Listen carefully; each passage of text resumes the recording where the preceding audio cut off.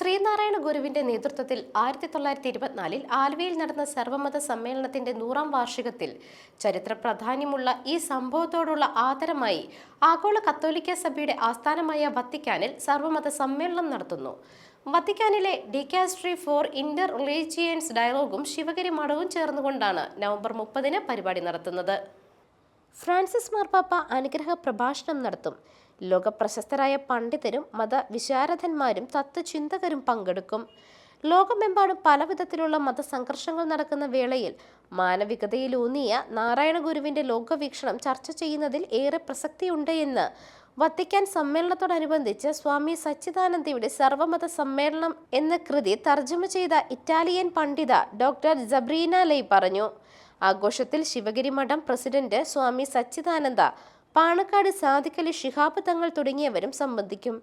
News desk മെഗ്നവിഷൻ.